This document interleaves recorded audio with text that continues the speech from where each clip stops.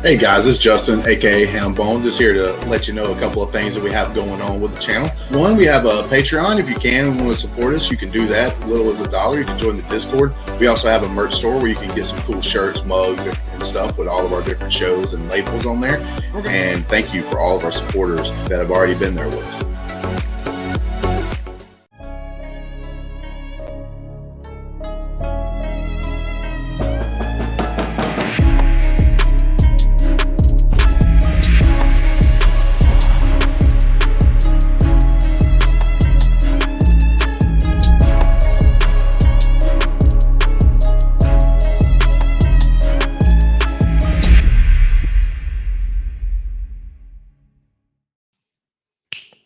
Boom. What is good? What is happening, everybody? It's your boy Ferris Milan, and welcome to another edition of Good Friends, Better Rivals. And on this week, we are breaking down XFL Week 3, baby, as well as combine reactions, people that impressed us, people that disappointed us. Is the combine worth it? What does it mean? Who's it for? And why do we watch it every year? But I'm not alone. I'm never alone. I'm with my main man, Caleb. Caleb, how are you, my man? I'm good, man. Watched a lot of combine, watched a lot of XFL, a lot of football stuff. Even during the off season, I was watching a lot of football. Football is 365. There is no off season. People say it's called slow season, no off season. I call it slow season. Late February, early March, slow season. When the league year hits, it takes off, man. It takes off. And then you got the combine. It's no stop. But before that, guys, I want to make sure to everyone to remind everybody to like this video, to subscribe to the channel, and to hit that notification bell to get all our videos. Most of our videos, they go live at 3 o'clock every single day. Mondays, 3 o'clock, Good Friends, Better Rivals. Tuesdays, 3 o'clock, starting 11. Sundays, 3 o'clock, Playoff Beards. And then we have our other shows that are taking hiatuses, Fantasy Football Update, Fantasy Football Roundup, and Betting the NFL. Betting the NFL is usually at 9 p.m. Pacific, but Fantasy Football Roundup is at 3 on Thursdays usually. 3 o'clock is the Let's Get Ready Network, the highlights destination time. And make sure to turn on that notification bell to get all our videos for those 3 o'clock shows. But let's get down to the nitty gritty, Caleb. Should we want to go combine or football? Which one do we want? We can go combine. Let's go combine, Caleb. Let's go. You want to go by position group? Who impressed you? Let's go to the most important position, allegedly, in football. Who impressed you out of the quarterbacks? Who threw? Who tested? What was going through your mind? I think CJ Stroud kind of stole the show there. I think his on-field drills really impressed me. I thought he threw the ball excellent.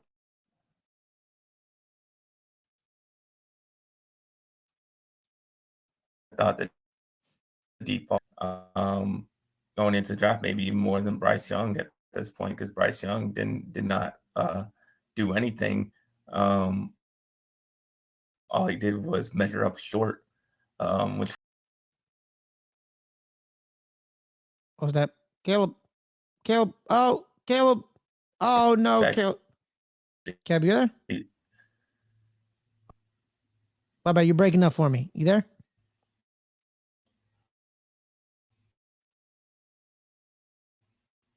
You good?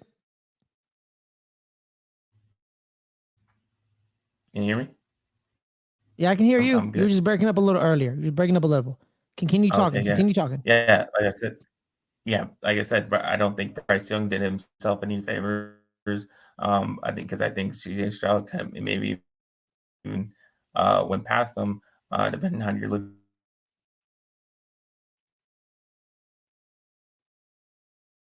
at quarterbacks. But obviously, I'm always worried about it. No Ohio State quarterback. They have not been very successful in the league. Mm-hmm. So that minus like quarterbacks. And then obviously Anthony Richardson just tested out, very athletic, but just still kind of shaky on his throws a little bit. He did throw a long his deep balls was good. Thing, very athletic but inaccurate. But I think you'll get into that type. All right. So me personally, the quarterbacks, just the smoothness of CJ Stroud throwing those 10-yard corner post thingies. He was just very smooth in his release. One fluid motion, quick trigger, flick of the wrist. Anthony Richardson missed a couple of out routes throwing against air. That does more to hurt you than help you. If you're perfect in throwing the ball at the combine, to me, it means absolutely nothing. It means absolutely nothing to me because you're in shorts. There's no opposition in a dome. I don't care.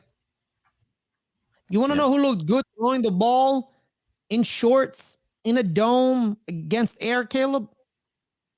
Zach Wilson. What happened to Zach Wilson? Yeah, he's not very good. Point, yep. But that's why you go back to that's why you go back to the tape. It's not go back to the tape. Go back to the tape. And the tape showed you he wasn't very good in college. So there you go. Yeah. That's what I'm saying. It only helps you. This can only help you if you do really well. It makes you go back and look, okay, is he that good? And if he's not that good, then don't draft him that high. Yeah, but Anthony Richardson, he's the big winner out of the QB group, really, because coaches, they just see a big old mold of clay. They see all the tools. Fast, strong, big, got a howitzer. He's everything. But here's the thing that some of these coaches don't understand is you got to actually coach the kid. You got to develop the kid. You got to teach the kid how to play quarterback. You got to do what Brian Daboll did for Josh Allen. You got to do what Andy Reid did for Patrick Mahomes. You can't just be like, he'll figure it out. No. There is more likely that Anthony Richardson is a bust because of what's going to happen to him.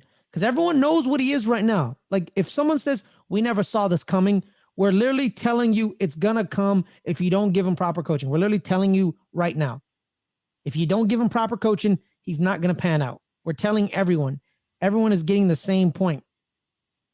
And if you do not give him proper coaching, Anthony Richardson is a waste. The NFL ruins more quarterbacks than it creates. That's why there's a QB problem. There's a QB problem because coaches don't want to develop. People don't want to realize that you need to actually coach these kids. You know? It's him. It's CJ Stroud.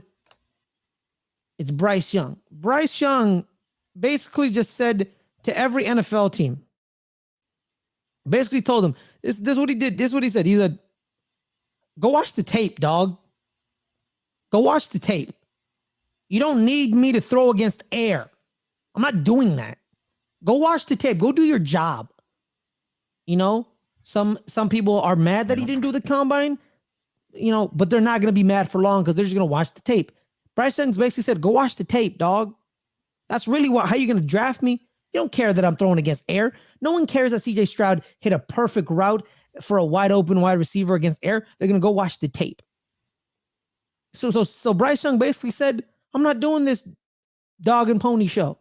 Measure me, find out that I'm 5'10 and a half, and then get on with your business. And I'm going on. Like, talk to me, converse with me, and then that's it. You don't need to see me on the field throwing balls in the air. Like, you don't need to see that. Like, that does not, just watch the tape. And personally, you know, he's confident in his own skill. You know, this is a kid that's been the man since he was a junior in high school. This is a man who was he was the quarterback of one of the most dominant high school football teams in America. Modern day high school in LA is a name, and he's in a lineage of quarterbacks. Matt Leinart, his starter before him, JT Daniels, was the number one quarterback coming out of, was like number one or two quarterback. And he was also the number one quarterback coming out of modern day. He's been the man. It's like Kayvon Thibodeau.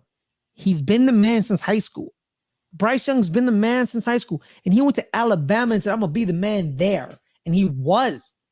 So he's telling these NFL coaches, yo, man, I'm the man. Watch the tape. Have a nice night. And that's it. And you're going to keep it moving. So if you like Bryce Young, you like Bryce Young. The only thing I would say is that when you compete, you can build it off of this. You can build off of having a good combine. You go and have a good pro day, and then you just stack up good performances like that, and that just you strengthens your chances that you're going to solidify that number one spot, that number one quarterback spot. I think CJ Stroud. That's why I said CJ Stroud can build off of it. Have a good have a good combine, have a good pro day. Maybe that even puts you over Bryce Young after having two good performances like that. That's why I'm saying where it can help you if you do go out there, compete, build off of it, get better in those drills. I do think it can help you in that way. Yep, it is. All right, let's move on, Caleb, to the running backs. People are talking about like the running backs, right? But this is a very good running back class. It's a very good running back class. You're going to find a lot of gems in the second and third round who are going to be starters in the NFL. You know, Devin Achi out of Texas A&M, Jamari Gibbs out of Alabama. You have Chase Brown out of Illinois, and then you have the crown jewel, Bijan Robinson out of Texas. You got Zach Charbonnet, Tank Bigsby. You have Bijan Robinson's running mate. I don't know how to say his name. Rashawn Johnson. Then you have Kenny McIntosh. You have Tavion Thomas. You have a slew of running backs. You have Tajay Sharp out of Tulane. You have a smattering of starting running backs. It's a deep class. I think it's a very solid class, solid starters. Any of them pop out besides Bijan, because Bijan is Bijan. Well, obviously Bijan. That's the ones I was focusing on because I really want to draft him. Bigsby stuck out to me. I thought his drills looked good when his numbers did. I thought he looked good during this drill. That he moved well. And then the other one I was looking at was Roschon Johnson. I thought he ran faster. I thought he looked when he was at Texas. It's not spectacular or anything, flashy or anything. It's just I thought he ran pretty well on the 40. That's what I was looking for, and I wouldn't mind having him either because I liked what he. Obviously, as a Longhorns fan, I like what he did. Devin Achi ran a 4.32. He clocked at the fastest. But yeah, man, I think these running backs are a solid group. The wide receiver group, again, deep class. Not a lot of them ran the 40, but JSN, Jackson Smith, and Jigba did field drills. It's him. Zay Flowers ran the 40. Then you have Quentin Johnson. It kind of like pick your poison type receivers. You got Mr. 6'4", Quentin Johnson. You got 6'1", 6'2", Slicer and Dicer, and Jackson Smith and Jigba. You got Zay Flowers, Speedy. Got Tank Dell. You just got a smattering of people, and then you got Jalen Hyatt. Jalen Hyatt runs a 4.4, Caleb. And people were like, oh my God, that's not that fast. People forget how fast 4.4 is. Yeah. What? Like really people were like, oh, he ran a 4.4. I thought it would be like a 4.3, 4.2. 4.4 is still pretty quick, bro.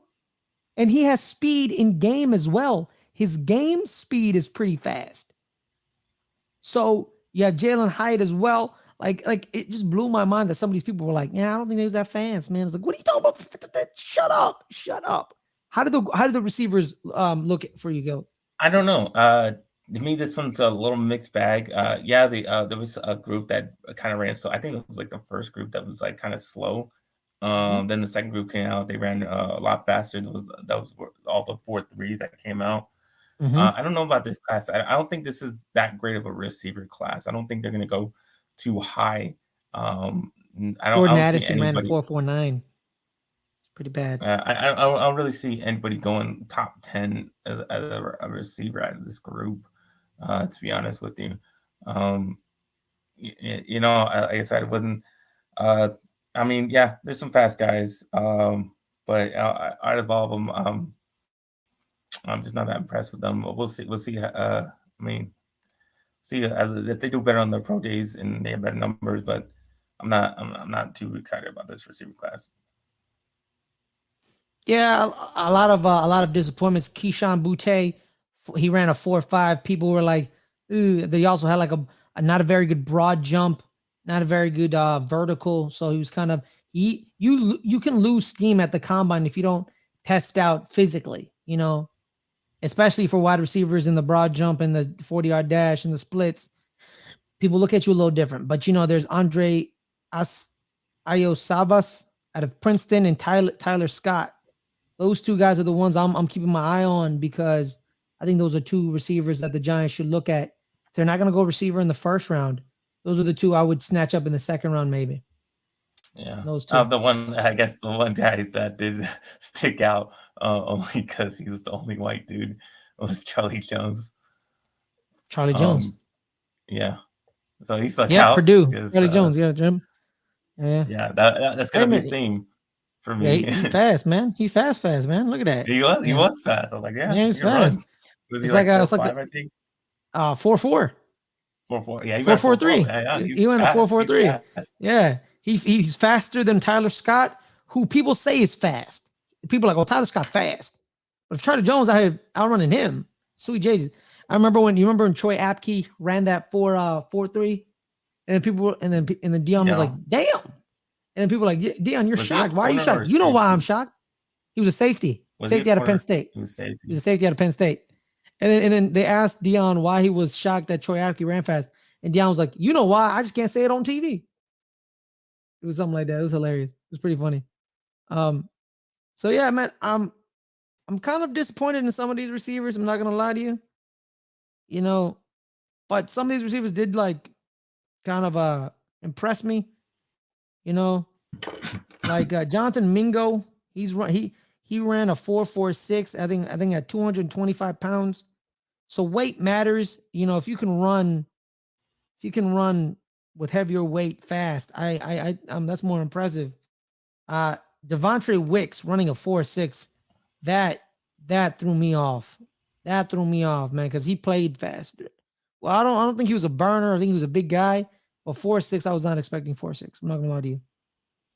The two Cincinnati kids running 4.4s. It's like a little disappointed with some of these guys. Yeah. Yeah. Yeah. The two Cincinnati cats running 4.4s. Good for the Cincinnati kids. But hey, man, let's go to one of the positions that is extremely deep in this class, though. It is the tight end class.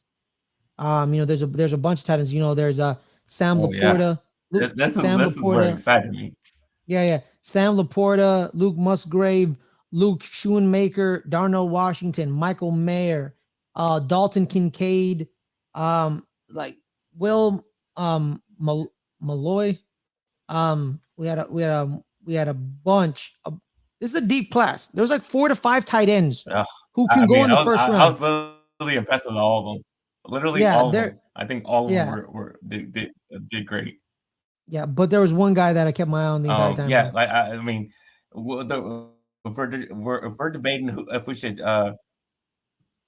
if we're debating whether we should sign Dalton Schultz, I'm saying goodbye, Dalton Schultz. We pick any one of these guys. Yes, if you have a tight end shot in Jake Ferguson, then buy Schultz. No, literally, Caleb. Like if you're like, oh, I need to like my tight end's up for a contract and you don't want to pay him, this is the draft for you. This is the draft for you because you can get a good tight end in this draft. There are 4 to 5 who are first round graded tight ends. There are 4 to 5. Like I said, Michael Mayer, Sam Laporta, Darnell Washington, Dalton Kincaid, Luke Musgrave. Those are the 5. But there's one man I keep my eyes on. It's Mr. 6'7", 264 pounds. Just running quick. Darnell Washington out of Georgia. I want that man on my team. I want him on my team bad. Because it's insane, bro. He's insane. He's insane, man. That dude is nice. He's nice. And I'm impressed by these tight ends, man. The tight end is getting more athletic, more physical, bigger, faster, stronger. Darnell Washington is a tackle. Is a tackle. That's what he is. He's 6'7", 264. He's a tackle. But he said, I'm gonna play tight end instead. They're getting bigger, they're getting faster, they're getting stronger. And in a couple years, man, there's gonna be a couple tight ends who are 6'6". It's gonna be like most of these tight ends, they're not short people either. Like people look at Darnell Washington, he's like, oh, he's 6'7". Sam Laporta is 6'3". Michael Mayer is 6'5". Luke Musgrave is 6'6". Luke Musgrave is 6'6". Darnell Washington is 6'7". Michael Mayer, the Notre Dame kid, is 6'4.5", 6'5", whatever. So like these aren't small boys either. Like these are built like shit brick houses, man. Like it's insane. It's borderline insane. Yeah. So it's crazy.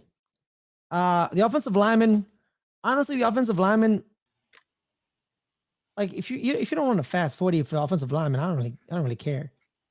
Honestly, man, the offensive lineman, it's all about the 10. That's what I'm saying. I don't think you can really tell anything from the combine on some of these guys. I mean, even from the defensive tackles, both these offensive line and defensive tackles, how much you get from any of this stuff when you're over 300 pounds? Of course, you're not going to look athletic if you're over 300 pounds and you run slow as hell. Like, this is just not going to do anything for you. So honestly, I don't even know why you go out there. I don't even know why. Even unless you're like a super athletic tackle, super athletic tackle, and you want to show how athletic you are by running the 40s. Yeah. Unless you're like that type of guy. Otherwise, just don't even go. Like just just don't do it. Yeah, just be like, dude, watch the tape, bro. Watch the tape. Like literally, Blake Fielding, 37-inch broad vertical, 1.6 in the 10-yard split. His broad jump was 10 feet. You know, his 3-cone was 7.46, so he was 4th. His 20-yard shuttle, he was actually not that fast. Okay, 4.76. Okay, his bench, there's no bench. Why is there no bench? Okay, so Blake Fieldman had a day, but you know the top tackles, you know, Peter Skorensky and like DeJuan Jones. You know, Broderick Jones, like those cats, they're like, dude, just watch the tape, bro. Just watch the tape. Watch me maul people, you know, and keep it moving, bro. Like, you know, Steve Oliva, the guard from TCU, Malasada Umava Lualu, the tackle. He looked pretty good. I actually liked it. Malasada, he's the man. He's the man. The Oregon kids are pretty good. Osiris Torrance, he's the best guard in the game. It's him and Steve Oliva. Yeah. Steve Avila. And John Michael Schmitz, Joe Tipton. You know these kids. I'm pretty sure the Cowboys looking at both those guys. For their center position? Well, you know, Joe Tipton. Tipton is the Wisconsin center. And, you know, the Cowboys and Wisconsin centers, they love them Wisconsin centers. But yeah, any defenders that caught your eye, Caleb? Pass rushers were unbelievably fast. Outside or outside? The outside pass rushers. I mean, starting off with I think one of the biggest stories of the combine was Nolan Smith running 4.3 at his size is ridiculous. I mean, that is an absolutely ridiculous 40 for a defensive end. I mean, that definitely stuck out to me. Like I said, defensive tackles, if you're gonna, if I mean, the guy that can, if you're gonna show you're super athletic, the guy who's being compared to Aaron Donald because he went to Pittsburgh, Kalaji Cansey, Mm-hmm. obviously ran the fastest 40 for an interior defensive lineman, Mm-hmm. looked great there. And then I liked what Luke Van Ness did just in the on-field drills. Maybe not in them, just the way he did all the drills. I think he stood out to me. Mm-hmm. Will Anderson running a 4.6 kind of threw me. He looked like a 4.5 guy. I'm not gonna lie to you. So it threw me off. So that was the thing that threw me off. Yeah, I was kind of a little taken aback, but it is what. But the biggest story in the defensive line wise, though, Caleb, is Jalen Carter left the combine because there's a warrant out for his arrest in connection of the automotive death of a former teammate and a former staff member for the University of Georgia. The cops alleged that Jalen Carter and the other car were racing, and then they started weaving on the freeway. And in that racing and the weaving, the his teammate and the staff member, unfortunately perish in a car accident.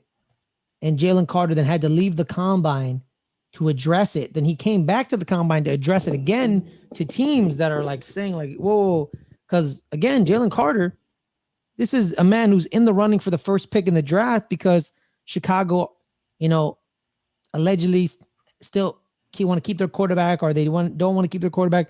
So you don't know where they're going to go. Are they driving up the market for the first pick? Are they going to draft the quarterback? Are they going to draft Jalen Carter? They don't know yet. So he's in the running for number 1 overall. It's him. I think Will Anderson is still in the running, and like the quarterbacks are still in the running. So Jalen Carter has to either he did it or he didn't. It's not like, oh, he may have did it. It's either he did it or he didn't. And he has to tell teams, he has to appease them. He has to show them, hey man, you don't got nothing to worry about. You can draft me. So that was one of the biggest storylines coming out of the defensive line group, and the entire NFL Combine.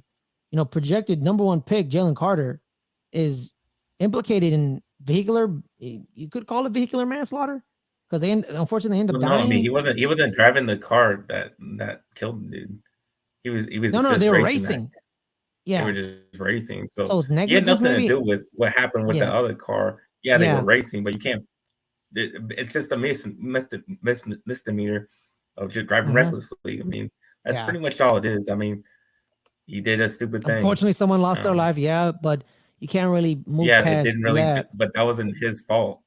I mean, So I mean, he had. I mean, not. You can't say he put anything on that to him. It's just basically made a dumb decision to be racing like that. But you do stupid things when you're young and you just won a championship and go out and do dumb things. I mean, that's kind of all it was, and just an unfortunate event that someone lost their lives, and that's what it is. Yeah. God rest those 2 people's souls. And if Jalen Carter's saying I that was not me, I had no part of being it. If he's telling the truth and he's fighting it, hey, I hope we get the truth.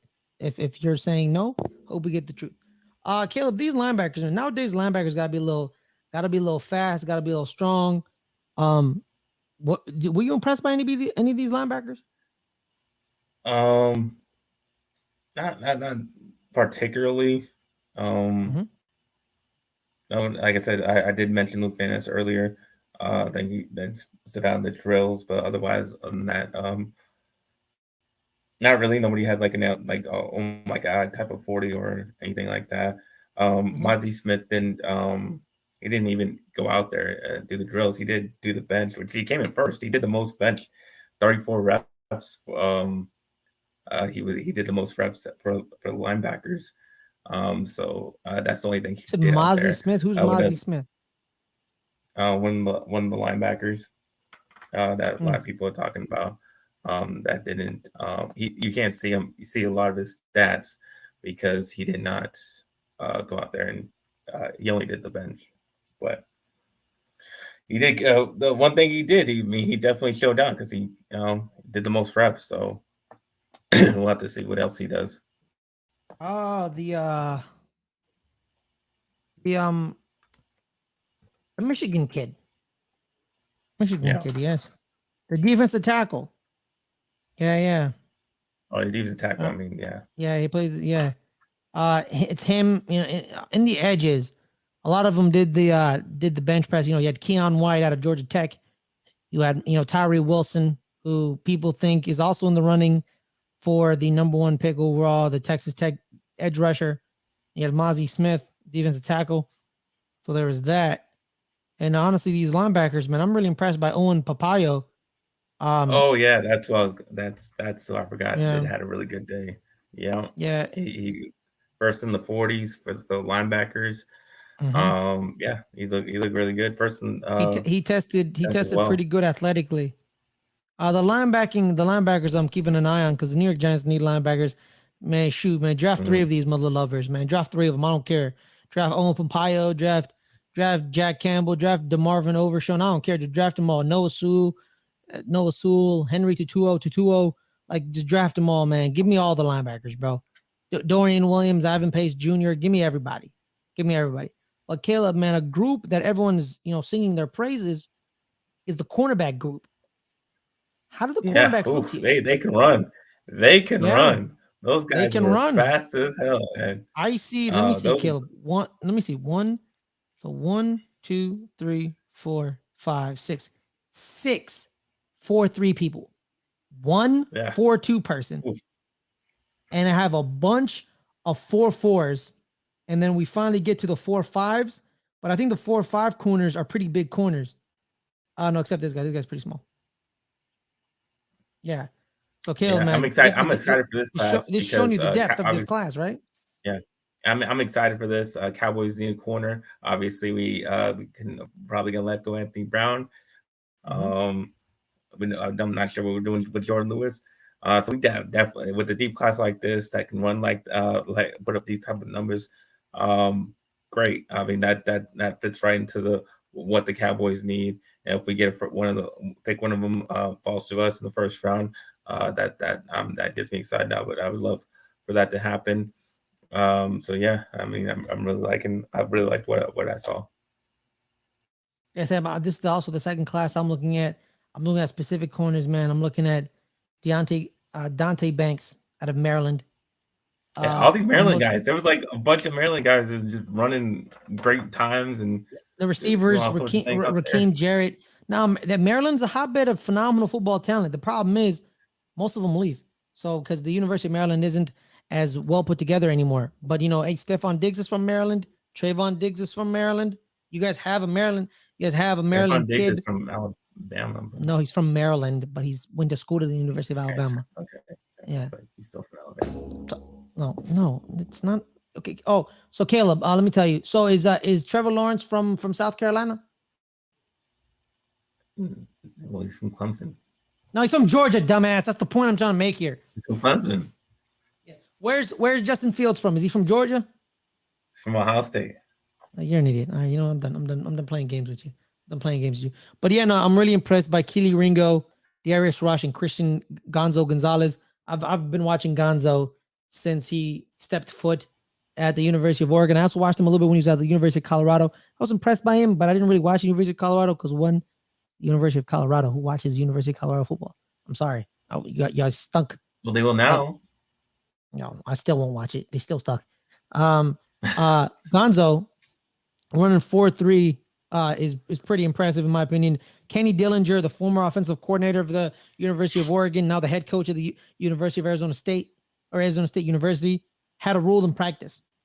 The rule in practice was don't throw it to Christian's side at all. I don't care. Don't throw it. Don't ever throw it to him because he's not going to let you have a good rep because he wants to have a great rep. He's going to shut you down. And then you have a couple of people like Cam Smith out of South Carolina, Riley Moss out of Iowa. And this is the kid. White corner. The only white corners in the NFL. That's true. It's going to be in the NFL. Yeah.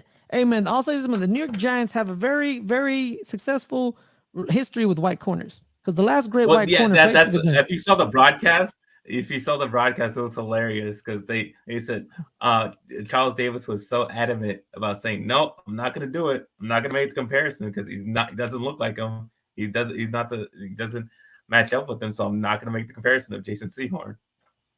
Yeah, Like, I'm not gonna take the man. low hanging fruit. I'm not taking the low hanging fruit, man. Because Jason Sehorn was a goon. I like, you know, like I'm like y'all need to realize how great he was phenomenal. That man was damn good. Michael Irvin always said like that was like one of his toughest matchups is to go against. Yeah, man. Sehorn was a dog. Sehorn was a dog, man. I love me some Jason Sehorn. I one time, dude, I went to a rabbit hole of his like he had a YouTube highlight tape. I'm like, Jason Sehorn has a YouTube highlight tape, and I watched his highlights. I'm like, damn. He still has one of the craziest catches in the playoffs where like he dove and he caught the ball and he scooped it up and it popped up and he like to catch it, but then he like got up and ran for a touchdown. It's phenomenal. Jason Sehorn is phenomenal. I mean, then here's the kid, Caleb. I'm watching. Here's the kid I'm watching, Caleb. He has the longest arms out of all of the corners. He's also one of the tallest corners in the draft. I think he's 6'2.5". I think only Keely Ringo is taller than him. No, I think Gonzo's also taller than him. Gonzo's taller. No, Gonzo's not taller. Oh, my bad. It is the one, the only. It is Mr. Joey Porter Jr. That's the kid I'm watching. That's the kid I'm watching because corner is one of our main weaknesses. It's corner, it's linebackers, interior defensive line. Those are the defensive weaknesses in that order. The order is linebacker. They were interviewing Senior when he was doing his 40. He said he wanted to run faster than he did. But if you've seen his length of his arms, he has some length on him. That wingspan is incredible. So even if he doesn't run as fast as maybe he thought he would, it doesn't matter because if your arm is getting there before your body is, that's all that matters. And that definitely is the case with how his wide set. Because I was just looking when he had his arms, spread out, like, damn, that dude has some length. Yeah. So Joey Porter Jr. Probably Pittsburgh is also looking at him as well because of the connection. But I want him. I want Joey Porter Jr. as bad as anything in the world. That's what I want. I want him in that New York Giants blue. I want Joey Porter. Hey, man, he's from Penn State, baby. You just got to take that train ride to New York. That's all you got to do, baby. That train ride to New York, and you're already home. Keep Joey Porter in the Northeast, not in Pittsburgh. I'm talking about in New York. I want Joey Porter Jr. He's one of the kids I was watching. If Gonzo falls, and if Joey Porter's gone and Gonzo's there, give me Gonzo. It's Gonzo, it's him. Those are the corners that I really love. I love those two corners, man. Those are my guys. The bump and run of Keely Ringo. People think Keely Ringo is not good at playing corner because Marvin Harrison Jr. cooked him. But guess what, guys? Newsflash. Marvin Harrison Jr. is going in the top 5 next year.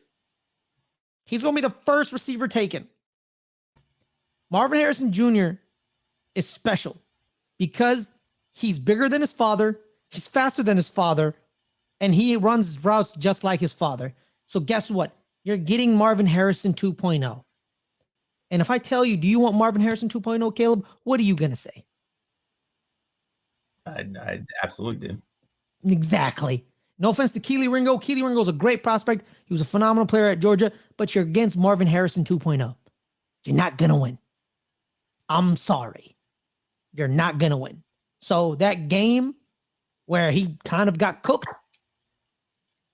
I expected it because that sophomore kid is something special. So next year, I'm going to be drooling all over Marvin Harrison Jr. Whoever gets Marvin Harrison Jr. is going to have a phenomenal wide receiver.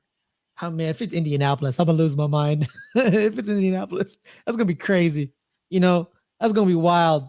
But yeah, the safety architects, kind of like the safety nickel corners, those the SAF, those people now that they're given a new name, the SAF. I still don't know what that means. What does SAF mean?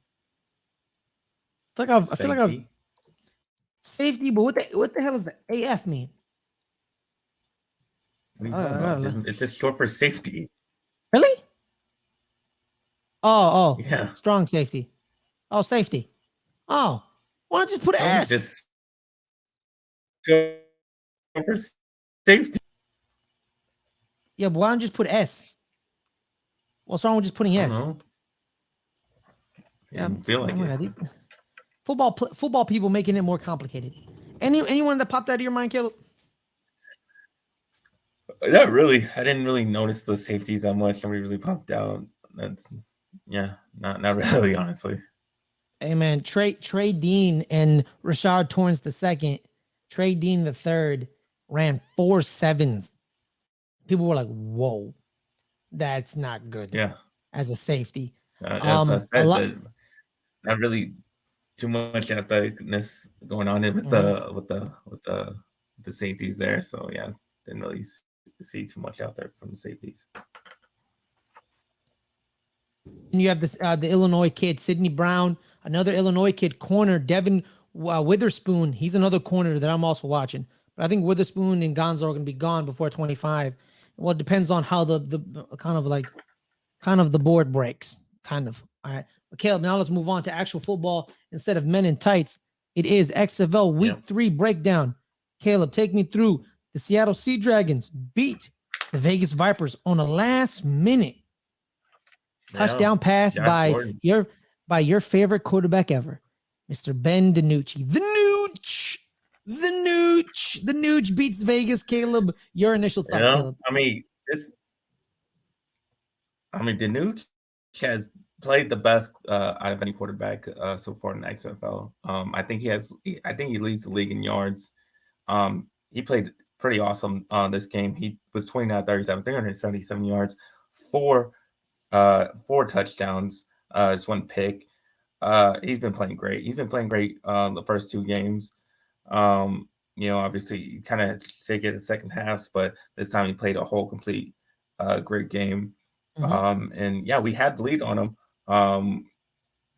We had this game, and he just chucked one up to Josh Gordon, and Josh Gordon did he's just better than a lot of these guys, and he showed how much better he is by just taking it out of the air. Just he was basically backpedaling into the end zone, and then he turned around and just made everybody look silly. And then we ended up losing. And and the Nucci did this, had a great game when this second straight game where Vegas had just had some bad weather because it was windy as hell on Saturday, like really, really windy. So I thought these balls would be all off. But DiNucci overcame that, and he played well. You know what? In the great words of Ben DiNucci, you know what Ben DiNucci? You know what Ben DiNucci wanted? You know what he wanted? I want me some glory hole. That's what Ben DiNucci wanted. And he got it. Yeah. We'll say one thing right now. Yeah. How about them Cowboys? Sorry, that made no sense. That was literally only because Ben DiNucci was a Cowboy. You know what? You know what? Yeah, Ben DiNucci was like this to Vegas. Yeah, they had us the first half. I'm not gonna lie. Then he won. He won. Shout out to Ben DiNucci. Yeah. Brett Hundley played very well, actually, man. He went 13 for 28, 224, 2 touchdowns. Yeah, he played better than he did last week. Yeah, eight carries, 66 yards on a touchdown. He ran the ball well. Yeah. Yeah, I mean, he what's played a lot going better on, than he did last week. What's wrong with Vegas? Is it defense? Is it defense that's really lacking? It's undisciplined. Yeah, defense is lacking, undisciplined, make way too many mistakes all the time. A lot of mistakes. Like I said, I think it just goes down to the coach right now. Just not, giving us, putting them in positions to win. Because we've had lead in the first game. We had lead in this game. We had lead in the second game, even going up 6-0. And we just lose it. We just crumble and fall apart, and that's what happens. And we that's what I'm saying. We have a lot of talent on this team. We just come up short, and we just lose these games just because of all the bad mistakes that we have. Guys, I also want to remind everyone to make sure everybody, before you leave this video, make sure to like this video, subscribe to this channel, and hit that bell notification icon to get all our videos. All our videos usually release at 3 o'clock in the afternoon Pacific, 6 o'clock Eastern. So you know what time LGR, the highlights is. It's 3 o'clock Pacific, 6 o'clock Eastern, yo time all the time. As well as have fun. All right, Caleb, continue. You guys had it was 6 penalties to them, 4 penalties to you. They had 2 turnovers. You had 0 turnovers, and you still couldn't pull that out. Is it no creativeness on the offensive side that can take advantage of these? No, I mean, I think we scored enough points. I mean, 26 in this league is a lot. That should be good enough to win. Defense didn't do their job, and on that last drive against Josh Gordon, they didn't do the job. They weren't good enough on defense this game. And that's pretty much what it is. I mean, we just keep finding ways to lose these games. Now we're 0-3, but I still think we're out of it because I think we still can come back. Because like I said, I do think we are talented enough. We have a lot of talented guys on this team. But now to the best game of the day, DC Defenders versus the St. Louis Battlehawks. Caleb, take us through, man. DC pulls the victory out 34-28 at the last minute. What do we got? What are we doing? It was a really, really fun game to watch. Great matchup. Both 2-0 teams. Final score was 28-34. And a lot was going on. A lot was going on in the stands, because they were making this whole beard snake thing. They were throwing lemons on the field. Bunch of craziness going on. They even stopped the game because there was lemons on the field. They had to stop the game, tell them to stop doing that. Once they took the beard snake away. But McCarron had a hell of a game. 262, 4 touchdowns, but he had 2 costly interceptions. That was basically the difference in this game. Those interceptions, because he threw a pick 6 on one of them. But he was able to get to his big Hakeem Butler 6'6" receiver. Got to him 9 receptions, 105 yards, and a touchdown. Like that dude. And I don't know how the defenders keep winning. I don't understand why they win, because they're not good. They're not good in offense, at least. Their offense sucks, yet they score. They scored 34 points when their offense sucks. So I don't understand. I don't understand how they score. It just baffles me why this team is 3-0. I don't understand it. Maybe it's because our crowd gets into it and it just motivates them. I have no, because I do think they have a really good fan base over there. But I don't know what it is. I don't know why they suck, but they're 3-0 and they score points. And because if you look at their quarterback play is awful. Talamu is awful. Derek King can't throw; he can only run. So I don't know how they're even doing what they're doing. They have a good run game. They had another good run game, 136 yards as a team. But obviously they scored off the turnover at one time. They played pretty good defense, getting it in them in scoring position. But other than that, I don't know why this offense is successful, but somehow they are. Shout out to head coach Reggie Barlow. Reggie Barlow is the head coach of the DC Defenders. So there's that. Shout out to you, big man. Keeping them, hey man, the name of the game, Caleb, is win. Win, win, win. No matter how ugly, pretty, win. And Reggie Barlow's like, I'm just gonna win. That's it, baby. I'm just gonna win. But now let's flip over to the game that's kind of the exact opposite of this game. It went 34-28 to 10-9 Arlington. The Orlando Guardians actually had the Orlando Guardians actually had a scandal earlier in the week when reports come out that scandal of the XFL. The first scandal of the XFL. One of their quarterbacks, Quentin Blomadati, or whatever the man's name is, apparently was giving the opponents the book, their playbook, the Orlando Guardians playbook, during the first couple weeks, and that explains a lot. That explains a lot. So the opponents apparently knew what the Guardians were doing because Quentin was giving them the playbook. Caleb, your thoughts on finding out that the Guardians had a Benedict Arnold, had a turncoat? Your thoughts? Apparently they're looking into it. They put him back onto, I guess, their reserve list until they can go over things and see what really actually happened, if he actually did commit, giving the other team plays. But it makes sense because they're worst team. I mean, they're 0-3, and they don't score any points. So the other team knowing their plays does make sense to me. But yeah, that's bad. If he really was doing that, that's but we'll see. We'll see what happens with that. But as far as the game goes, this game was terrible. It was so boring to watch. It's 9-10. I mean, what can you say about a 9-10 game? I mean, I guess they had good defense. Paxton Lynch played a little bit better than he's looked, but still not great because he couldn't score.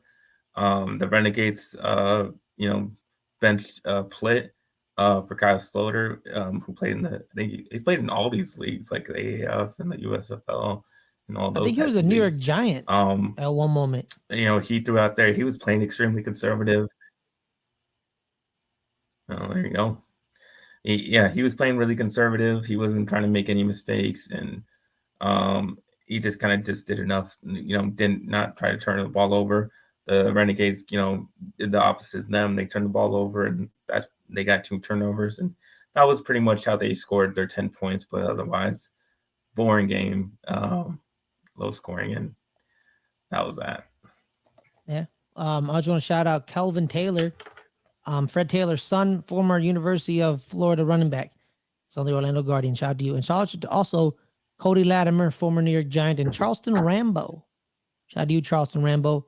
One of the greatest names in football history, Charleston Rambo. But Caleb, the main event time, it was the one, the only. It is the Houston Roughnecks against the San Antonio Brahmas. I watched this game, actually, Caleb, and it was a pretty good game. And until the fourth quarter, when both teams forgot to. Yeah, it was. It was a good game until the end where both teams forgot to play football because they're like, what's football again? I don't know. Jack Cohn had a horrible day. He was 8 for 20, 64 Horrible. yards, a touchdown and a pick. He was pretty damn bad. A lot of fourth and ones, a lot of fourth and shorts, a lot of third and shorts where the defenses were winning. The defense was winning. The defense, in the second half, the San Antonio Brahmas stopped the Houston Roughnecks a couple times on third and short and fourth and short, and then the Houston Roughnecks did the same thing to them, and it was kind of a drag out fight in the fourth quarter. Kind of slowed down. A little running backs.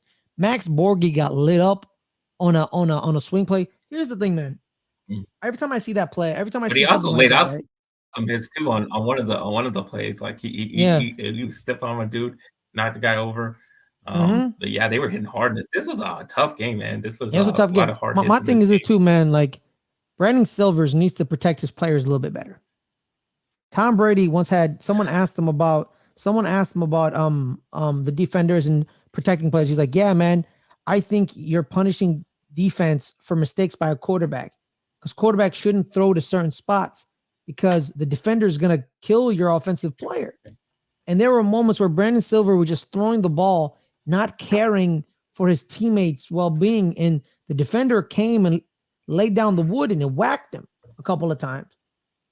Whacked him a couple of times.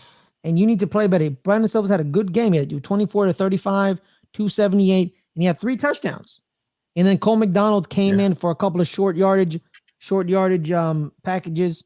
He had 7 carries, 5 yards. The Borghi was the main leader in 15 to 74. But again, man, Houston's defense got 2 interceptions, I believe. 1 interception where homie just like rips a Johnny. His name was a Johnny. I think his first name was a Johnny, where he just like snatches the ball out of the air. And he's like, he leads the XFL in interceptions. So there was that. Trevante Beckett was pretty good. A Johnny Harris, that was them. A Johnny Harris and Trent Harrison, Wade Phillips being a defensive maestro once again and leading his team to victory. Shout out to my squad, the Houston Roughnecks. Exactly. Their team is the best in the league. Yeah, the defense is best. The overall team is the best. Brandon Silvers is keeping that offense on track. They're just good all around. I mean, they're the best team for a reason. They need great, groups of play caller Wade Phillips, and they just keep on rolling. I don't know who else is playing as good as they are completely. Obviously these defenders are 3-0.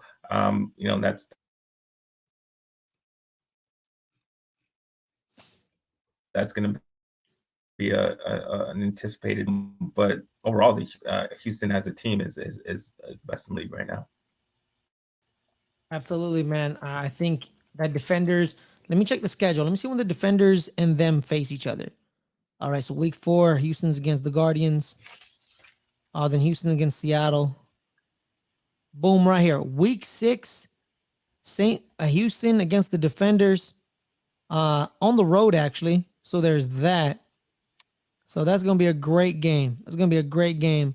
So week 6, mark down your calendar. Week 6 is the game that I'm going to be watching, because it's going to be them two against each other on FX on Monday night. Oh, Monday night. Nice. They give their own day to themselves. So yeah. So make sure everyone 7:00 Monday night. So make sure to lock that in, Caleb. Caleb, man, your final thoughts on this week's XFL, and we're gonna head on out. Yeah, I think this was a better week for the XFL. A lot of good matchups. I think all the matchups were very, very close matchups. And it showed an end result. So I think it was a lot better week 3 than week 2, and a lot more exciting games. A lot of points being scored. There's over 50 points games for the final totals on a couple of them. So a lot of points being scored. That's always good for the league. I just you're getting more used to it's kind of like a hybrid of some college rules with NFL rules and their own different rules that they have, and I'm liking it more and more with the different types of rules that they implement and how it all plays out. So I'm really liking the how it's going so far. And it just I thought I had a good time watching all these games. I quite enjoy it. I'm getting more into it. We're gonna keep breaking it down as the off season runs along, and then we're gonna run right into the USFL, where our Houston Gamblers try to snatch one of them titles away from the Birmingham Stallions. But we're gonna keep fighting. We're gonna keep living. So let's keep it moving. Caleb, where can people find you, my man? We can find us here. Yeah, you can find me at NFL Caleb 22 on Instagram and Twitter, and then just on this channel every Monday at 3 p.m. Exactly, Sam. I'm at Ferris Malone on Twitter, guys. Every Monday, 3 p.m. right here, live or pre-taped, right here. Y'all have a wonderful night. Stay safe, stay smooth. Ooh, one more thing, guys. One more thing. We have a Patreon, patreon.com/LGR_network. We have 4 tiers. The number first tier. We have the Discord tier, $1. Main perk is the Discord, as well as our Patreon only show, LGR After Snark. I do show up on it on the new, it's season 2 of LGR After Snark. So make sure to join that as well. $5 tier, you get a full length reactions, unedited on occasion, as well as you get entry to the $5 pick'em leagues that we do every single football season, as well as we're bringing back the audio podcast Behind the Curtain, where I talk to the team and I show you, the patrons, who they really are. And I've revealed them. Because remember, man, I remember once I interviewed Caleb, I found out Caleb loves to read. Big reader. Yeah. Don't Big have reader. all those books As well back as there. I found out why he's a quiet guy. It all stemmed from an event when he grew up. Listen to that episode and find out what that event was.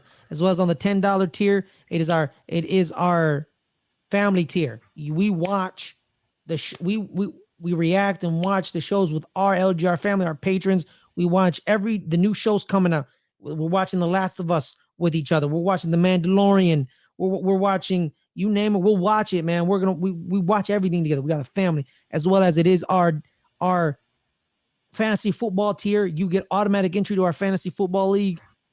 Last year was won by none other than Greg Castillo. Shout out to you, Greg. It's phenomenal. Now in our last tier, it is our LGR executives tier, $15. You dictate everything I just said, you get. But the main perk for the $15 tier You dictate the content. You request a video of a topic. Just don't request us to review Barbie. Hey man, I quite enjoyed that video. You're just a hater. Okay. You say a topic, you request members of the team, we talk about that topic, and you can be on that show as well. And we talk about it together. Or you can cash in your ticket once a month. You can show up on any show, anytime, whatever you want. Once a month, you name it. Shout out to Ryan Christensen. Ryan Christensen told me he's thinking of cashing his ticket for Playoff Beards, which came out Sunday, 3 o'clock. Everyone, make sure to like and subscribe on that video as well. But on that note, we are done. We are out of here. Y'all stay safe. Y'all stay smooth. We love everyone. We'll see y'all next week, Monday, 3 o'clock. Am I right, Caleb? Give me a hoorah.